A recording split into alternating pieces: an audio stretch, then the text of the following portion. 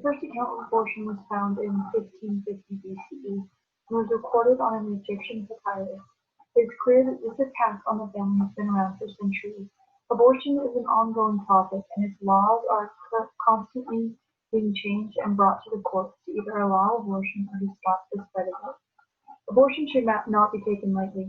It is a serious thing that changes the course of many lives. Martin Luther King Jr. said, "How can the dream survive if we murder the children? Every aborted baby is like a slave in the womb of his or her mother. The mother decides his or her fate." An abortion is a medical or surgical procedure that deliberately ends a pregnancy before an embryo or fetus is born.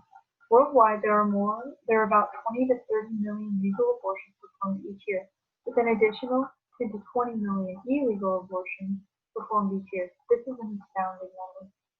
There are two main ways an abortion is done. The first way and most common way is surgical abortion.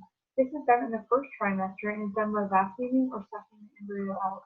This is considered to be the least invasive procedure and also one of the simplest forms from surgical standpoint.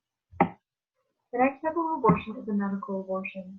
These are typically done before the 9th week of pregnancy. They are done by taking a pill with mifepristone or misoprostol together. They are not to be confused with birth control and must be given to you by a doctor. The pills cause the uterus to contract, making the embryo come off of the uterus wall. Abortion is a serious thing.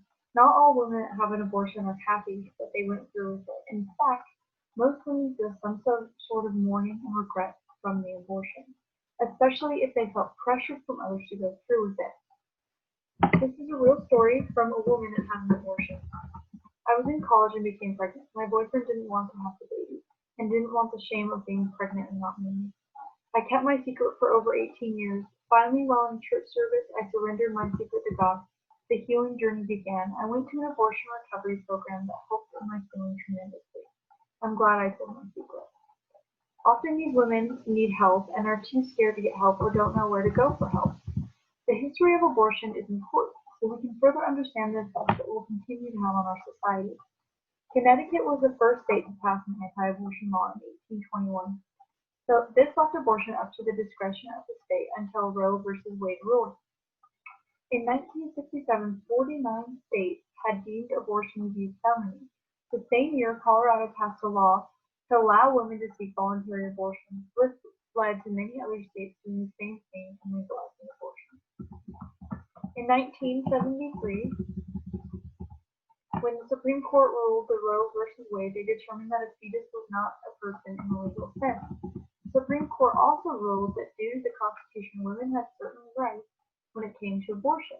They also determined that the decision was up to the woman and her physician to abort in the first trimester. The laws currently prohibit abortion beyond the first trimester if a baby is viable, meaning they can live outside of the birth, unless the pregnancy is dangerous for the mother. This allows states to put laws in place to stop abortion during the second and third trimester. 2 years ago, a leak from the Planned Parenthood surfaced and brought up information that showed that when they performed abortion, they were past the allowed time and were using methods that were harmful to the fetus.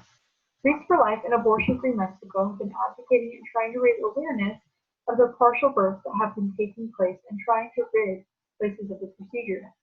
Due to the leaks of information, the U.S. House has started an investigation to see what these companies are doing. An investigation about the Southwest Women's Choice has begun to see what is really going on behind closed doors. The CDC estimates that about 13,000 second and third trimester abortions are being done each year. This is a surprisingly large number considering the laws that are in place to prevent second and third trimester abortions. Now what?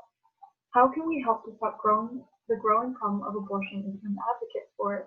The first way is to help others become aware of their options. Many women that are faced with an unplanned pregnancy think that abortion is the only way out. This isn't true. There are many different options ranging from abortion to keeping and raising the baby.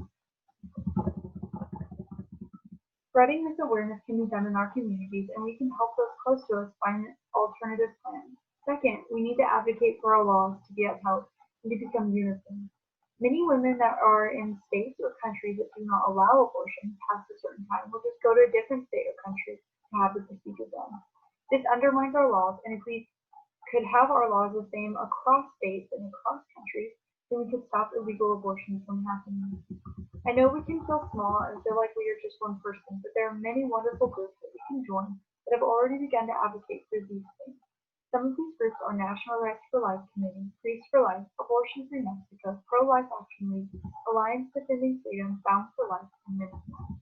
Being a member of these groups will help raise awareness of the dangers that abortion has in the world.